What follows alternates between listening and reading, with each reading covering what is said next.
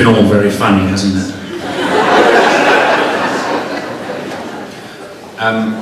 My name is Dalian Lombardino. I am the appointed press room poet laureate. And with your indulgence, or without, I'm going to be reading you a few verses from my latest collection. I warn you that the next few minutes are a Euro satire-free zone. My latest collection is called Nomine Ex Patris. And it's very much about our lives here rather than all that other stuff. Now I do warn you that poetry can divide a room, and nothing's truer than with my own poetry. It does divide a room. The divide tends to be about here.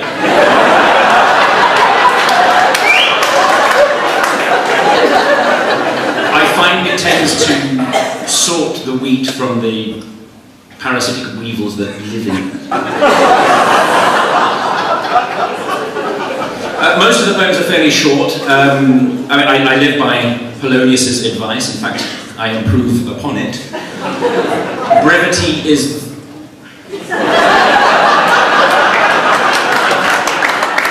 The first poem, it's more about the oeuvre than our lives itself, but I think you'll get the message. If you plan to laugh at the lines I have writ, remember, please, to do it silently, with a knowing smirk, for this is not humour, it is wit. What I crave, what I am after as an artist, is not the cheap acknowledgement of laughter, not the ephemeral endorsement of the involuntary chortle. It's the mere light wheeze of affirmation, the zephyr nostril breeze that says, yes, I'm clever too. And the whispered explanation to the less intellectual neighbour. So do bear that in mind. Moving on to what is, in a very real sense, the next poem. I call this one Brussels Lament. What Brussels needs is not a higher speed shuttle to Zaventem. It's not increased police in Molenbeek. It's not from there the social issues stem. It's not a cleaner city before we jump too readily to condemn. Nor even is it better treatment from the major service providers and those who work for them. No.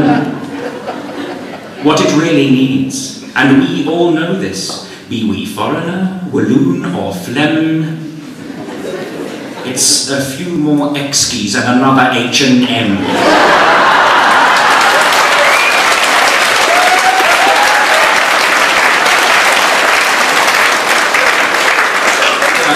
Now you'll notice in the next poem, which is called Cocktail Deception, I will deliberately, as I have been before, be dwelling on certain sounds within the poem in order to stress them, to stress the assonance and to point out quite how clever I am. It's a technique which is known in performance poetry circles as overdoing it.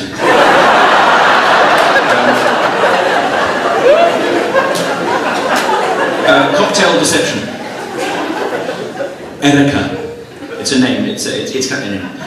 Erica rocked nervously on her heels. She could already feel the heartburn rising from the cheap champagne. The roof of her mouth smarted still with the pain of the volcanic vol au vent she had woofed moments before. Sa bouche n'était pas amusée.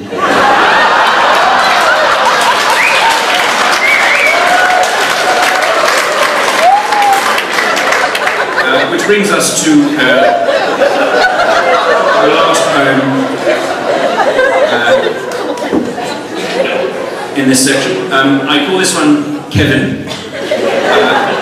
in brackets, Kevin.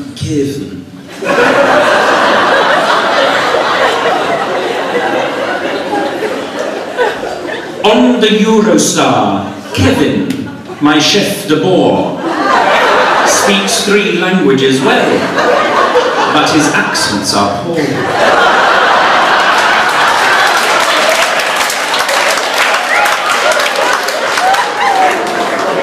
He starts in Dutch. I start to groan, his vowel sounds are francophone.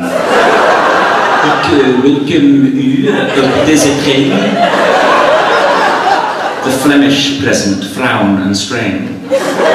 He turns to French, I think, faux femme. I smell the blood of an Englishman. Assurez que vos bagages n'encombrent pas les couloirs.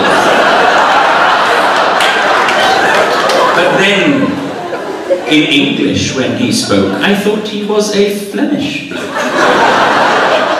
He rolled his R's and lowered his voice as he picked us for our choice. But with the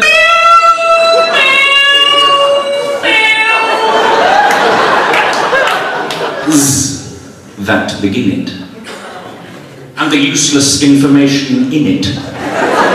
It's just a shame that Kevin feels the urge to try his trilinguistics every 7 minutes.